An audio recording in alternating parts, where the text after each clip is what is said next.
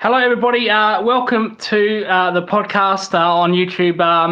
And we're here to preview New Zealand and India. And every time we talk about New Zealand cricket, we have to get our guest from New Zealand. Michael, it's been a while since we did a video. How are you feeling, mate? Oh, pretty good. Look, it's pretty exciting being in a final, which, I thought, I thought beforehand we had a shot of, but I wasn't confident. The boys played really well, and we get to see them in a final. Have they gone past your expectations? Because there was a lot of emphasis on India, South Africa, England, who've been very disappointing. Australia, maybe some of them picked Afghanistan to qualify for the semi-final. Has New Zealand's performance surprised you? Not really. I think what we saw of New Zealand team in the tri-series before the tournament, they were hugely impressive. They put away Pakistan and South Africa both comfortably. And so when I saw that, I thought, this is a team that's got the chance of going the whole way. They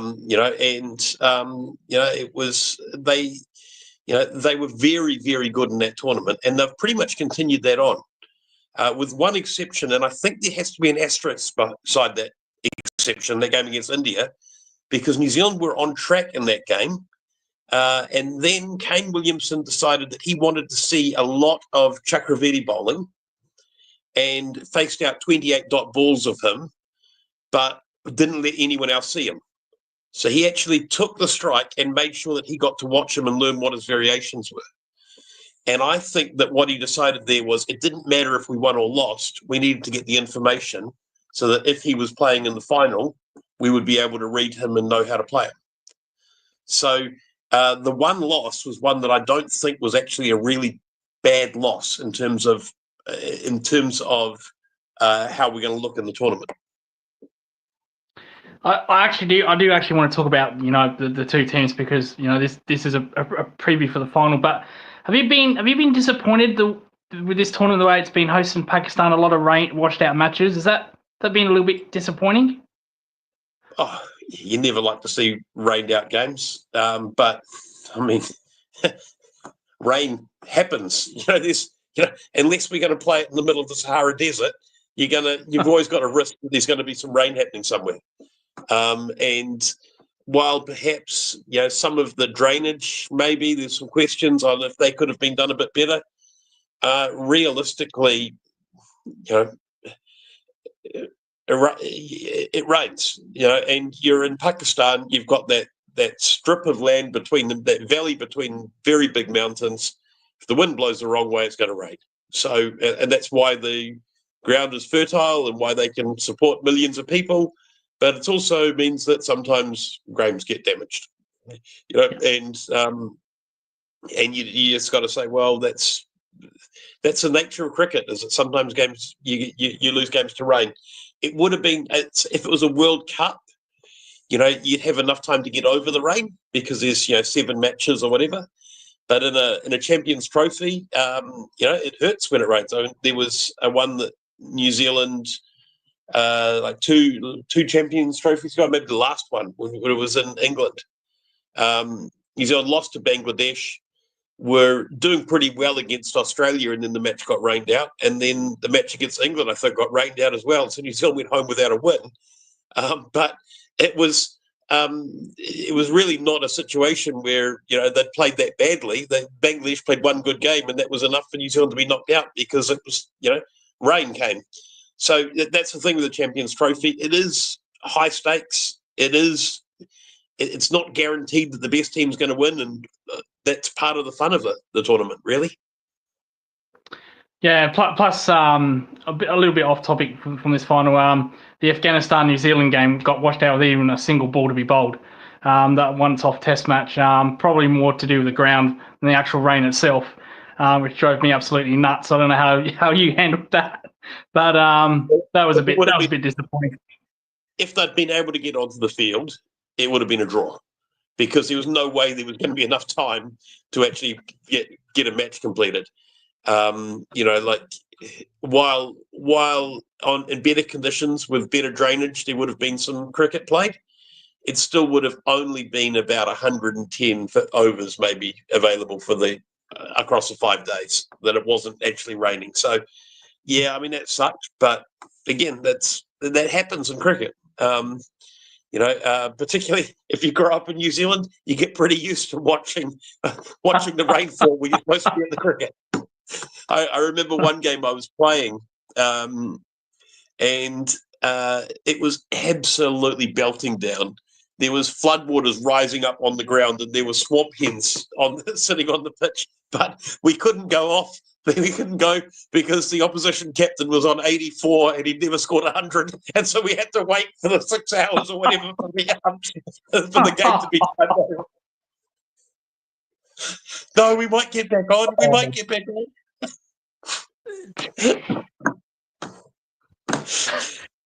Back to the Champions final.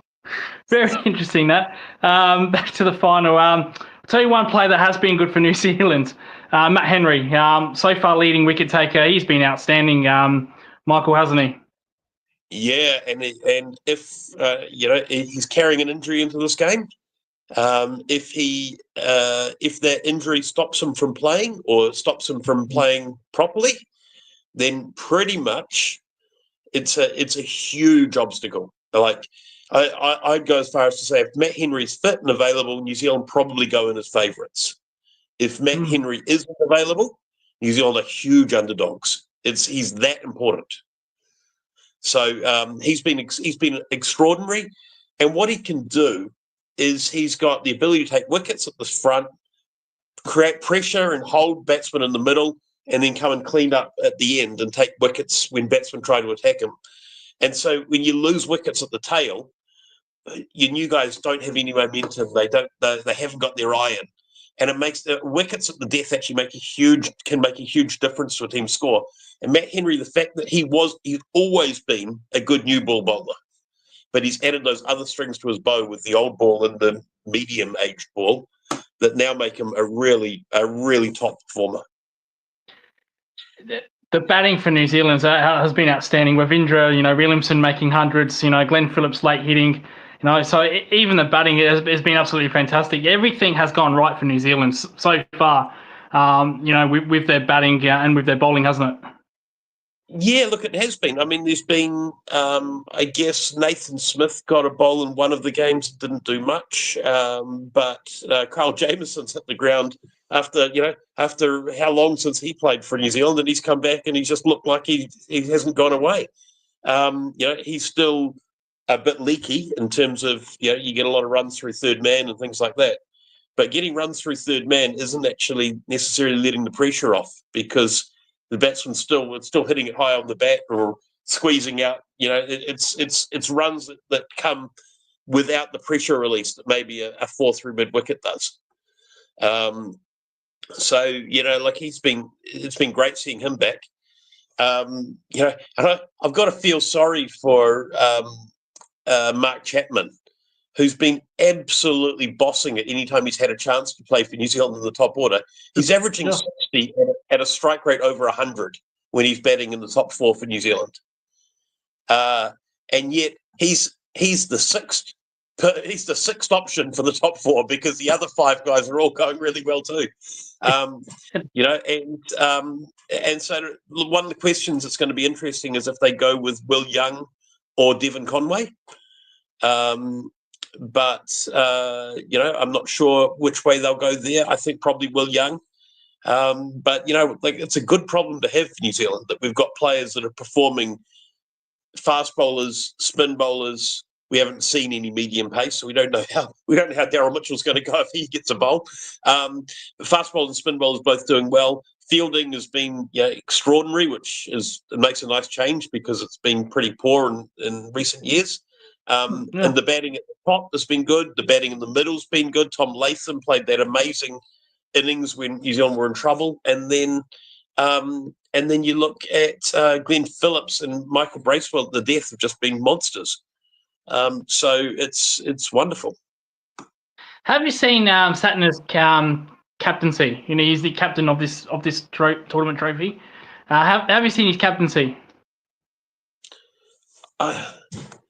Look, I haven't noticed anything particularly good or particularly bad. So sometimes you're watching and you go, oh, that was a good move, or oh, I don't know why that. I haven't noticed anything, and partially because of the time zones. I've been watching highlights more than watching ball by ball, or I've been listening to it on the radio rather, because I'm in bed. The fact the game start at 10 p.m. and finish at 5 a.m. is not conducive to me watching every ball. Yeah, I'm going to have a similar problem in the Caribbean in July, where Australia play 3 test matches, where I think the first ball starts at 12 a.m. and finishes at 6 a.m. Good luck for me for that series, trying to get me through that. How have you actually seen the spinners? So as you mentioned, they've been good with the bat. Centre's been okay. What have you thought about the spin department? Will it even matter in the UAE, where it's a little bit more flatter? Oh, look, how your spin bowlers go in UAE does really, really matter, because that's one of the only ways you've got a building pressure is by doing stuff in the air. And that's the thing. Santner has been really, really good. Changes of pace, and turning the ball. So, one of the things that Santner did when he first started is he turned the ball a lot, but he didn't do much in the air. And so he got hit easily. Then he really worked on his flight and his drift, and he became almost a left-arm swing bowler. And he could drift the ball miles, absolute, just hoop it. And that was great, but he stopped actually spinning the ball. It didn't turn much anymore. Now he's starting to mix those two up. He's turning some. He's got one that goes the other way, which he hasn't shown so far in this tournament, but we know he's got it. And he's got, so he's got a few tricks now, and he's really turned into the full package as a spin bowler. His ability to beat the batsman in the air and then off the pitch, that's what really sets apart. Your best spin bowlers can do it in the air and off the pitch, and that's where Santner's now able to do it. That's pretty exciting. I want to move on to Rio Walk. He's burst in the scene last 12 months, especially with the Red Bull, that series in India. He was absolutely incredible. What have you made of him this tournament? Oh, look, I mean, he's been creating pressure, even if he's not been taking wickets or he's still a very good bowler, and he's someone who has made. You watch him and you go, this guy's going to be a bit for New Zealand, a little bit like Alan Donald was for South Africa if he can stay fit. That comes in, just no one is comfortable when he's bowling. You've never seen, even the guys that's scoring off him, they're scoring off him, but they're taking the bottom hand off the bat, or they're turning their head around because it's not quite where they expected it to. No one is comfortable against him. And that's pretty exciting again, for a kid that's, he's 22, I think, 21, something like that. Normally, players aren't that good at that age. It takes a while to learn the skills, but he's been really impressive. And even though his numbers haven't stacked up, I think what he's been doing with the ball in conditions that aren't that helpful still say that he's got a real part to play. And it's. In fact, the difference, you'd say, like Matt Henry is extraordinarily skillful, and then Kyle Jamieson and Will O'Rourke both have an X factor with their height and the pace and bounce they get.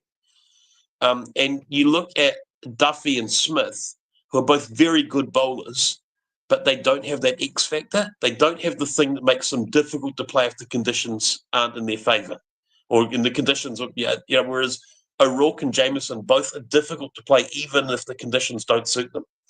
And that's the thing that sets apart the really great bowlers.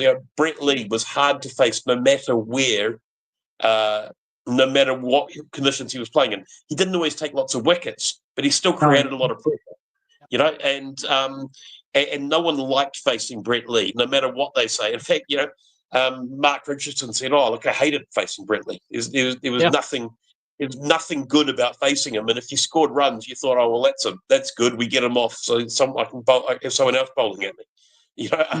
Because that was all you really wanted to do was just stop him from bowling at you. And I think O'Rourke and Jameson both have the ability to be a bit like that. I know you're, I guess, for our New Zealand representative, but I do actually want to talk just a little bit about India. They've been pretty comfortable this tournament. They had their moments against Australia, where probably Australia should have won that, to be honest, if they scored extra 20, 30 runs. Their top order have been hit and miss. How have you seen India's performance with the bat? Look, well, with the bat, I guess you'd have to say Rohit Sharma's not the player that Rohit Sharma was. But I mean, they've got some quality players. You look down there. I mean, Shreyas Iyer, we've sort of forgotten about him a little bit and been watching the Red Bull stuff, but he's an extraordinary batsman. And you go down the list, there's no weak link in that team. There's no one you go, oh, well, that's the guy you'll target. No, there's no one there that's a weak. This is an excellent team. And there's a reason why India, what if they won something like 31 out of their last 36 matches, something like that? I mean, they're a really, really good ODI side. And there's no doubt that India are good enough to win the game. The only question is, are they going to be able to handle the pressure, the expectation after losing the World Cup final, and are they going to, if things go wrong, and they will go wrong because something goes wrong in every cricket game, will they be able to keep on going, or will they drop their heads? And it's a lot of that mental stuff. And then there's an element of luck. You get that catch that Glenn Phillips took off Kohli. That was a catch that game, but 9 times out of 10 that goes to the boundary for 4. And the luck is that this is the 1 time in 10 that catch stuck. Now there could be another one like that. There could be another situation like that which just changes the game. A runouts can completely change the whole feel of a match. There's and the way New Zealand are fielding, that's it's possible, but they're a very good team. India are a really good side. I know in previous shows we actually have talked about the fielding a lot, where it's been very poor. But as you've just mentioned, this tournament they've been very, very good with the field actually. Has actually surprised you, like the way clinical? I think the keyword clinical of how clinical they've actually been. Well, one thing that's happened a little bit is that the team is a bit younger than it was. In terms of some of the older players have I'm saying that Will Young, who's come in, sure he's a year younger than Devon Conway, but it's only a year younger. But we have seen Ravindra is a good fielder. He's come into the side. Well, he didn't cover himself in glory in the first match in the field with the odds getting sconned.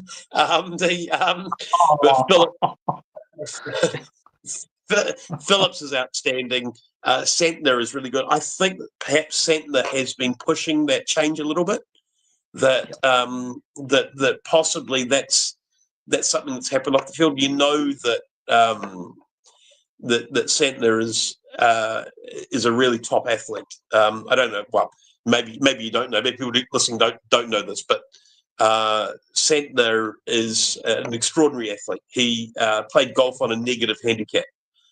So that means that rather than saying you add up to you take 2 off your score, you add onto his score at the end because he's playing as good as a professional. He recently broke one of the records that they had for the speed test, for the fitness test that the All Blacks and the Black Caps use. So at a fitness level ahead of Beauden Barrett and things like that. And that was a one-off. And Beauden Barrett reclaimed his record from the All Blacks after being very upset that he was to lose it. But Mitchell Santner is a proper athlete, and that's sort of having an athlete as a captain can. We saw it with India when Kohli was captain. The fielding standard, the whole team lifted. And I think with Santner as captain, probably the extra pressure and trainings and things maybe has made a difference on that front. If New Zealand were to win this, what are the keys to winning this final? What would you like to see? What would you like to see and say, yeah, that's going to go a long way in winning this match? Oh, we've got to have the luck go our way. I mean, yeah. we need to be slightly luckier than India. Yeah. You know, let's be fair. India are the best team in the world. New Zealand are a very good side, and they're good enough to win if they play well and have things go their way. But they need to play well and have things go their way. I think the things I would like to see, I think New Zealand is capable of putting up a big score. Or if India bats first, I think New Zealand are capable of restricting them. So the first innings is a big one, because the pressure that's going to happen towards the end of the game, you want to be able to make the other side feel pressure. In a final, you really want them to feel under pressure. So you either need to restrict them to a smallish total, or put up a big one first. I mean, obviously, that's cricket 101, but it's especially true in finals that, you know, you've got to take that mental side. You've got to use that mental side to your advantage. So I think that's really where New Zealand would win it, is by building pressure. And you see Santner does it very well. Henry does it well. Guys that actually just create pressure and start getting in the heads of the Indian players, and do it all by smiling and talking nicely to them and pretending that it's a nice day in the park, but all the time just building that pressure, and meaning that they, that every one of them knows they've got 1 billion people watching them, and if they don't perform, they're going to get called all sorts of names. And they know that there's more fear of losing, I think, in the Indian team than there is desire to win. And if you can start getting that negative thinking happening, that's probably the way to beat them. What if hypothetically, if New Zealand win this, how would this be received? Will it be received as one of the biggest wins in New Zealand's history? Will it, just be a stepping stone? Because we've seen countries like Australia, England, probably not care as much about this tournament. Mitchell Starc pulling out for no reason, other players pulling out. What would this do for New Zealand? Is this a stepping stone, or is this a big deal? It's hard to say, because a big chunk of the population have no idea it's happening. The rugby started, so people are watching that. I mean, we've got the population in New Zealand's just on 5 million. We had 1.2 million watching a rugby game the other day, a domestic rugby game, early season, not a knockout game or anything. So this country is mad about rugby. And once the Super Rugby starts, it doesn't really matter what's happening in the cricket. It's very hard to capture the attention. Winning a world title or the IC Champions Trophy might do it, but the fact the games are on so late on pay TV, it's hard to watch it. It's hard to get enthusiastic about it when it's so hard to watch and so inaccessible. And the cricket's been on free to air for the stuff that's played in New Zealand. So some of the cricket fans don't actually have the pay TV to be able to watch it, because you're not paying for 3 or 4 matches. So it's been a difficult tournament to get excited about, and it may well be very difficult for New Zealand cricket to build on. But the second that you're a champion, it does something. It does mean something. I think with your rugby, I think the Chiefs are probably huge favourites to win that Pacific Championship over the Australian teams. Michael, if we talk rugby for a second, they're looking fantastic. I think the Chiefs lost today. The Fijian. Oh, okay. Fijian Drua beat the Chiefs today. The Chiefs were looking extraordinary. I went and watched the Chiefs play the Blues, and unfortunately, it was only one side playing, really, and it wasn't my Blues. I went and watched the Chiefs just run riot, and they were extraordinary. But they are. it's not been a good weekend for the New Zealand teams because I think we've lost three out of four so far. Yeah, well, that's good by me. Mention a different sport and you get embarrassed. Well done, idiot. Stick to the cricket. And before we do go, is there any final thoughts that you want to mention about anything, rugby, anything you want?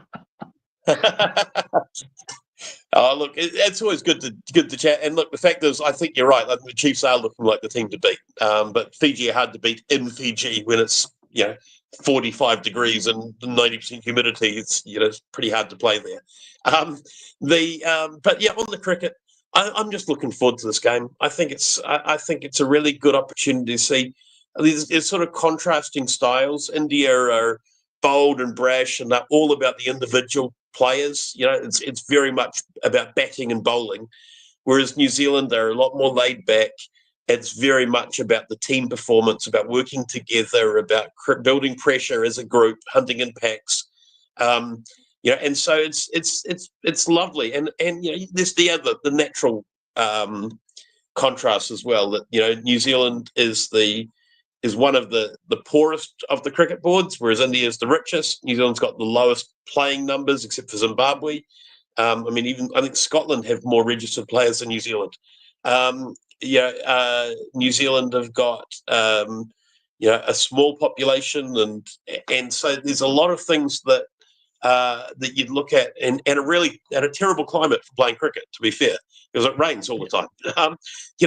And we've got volcanic grounds, so the grounds aren't flat. It's hard to find flat land to put a cricket ground on.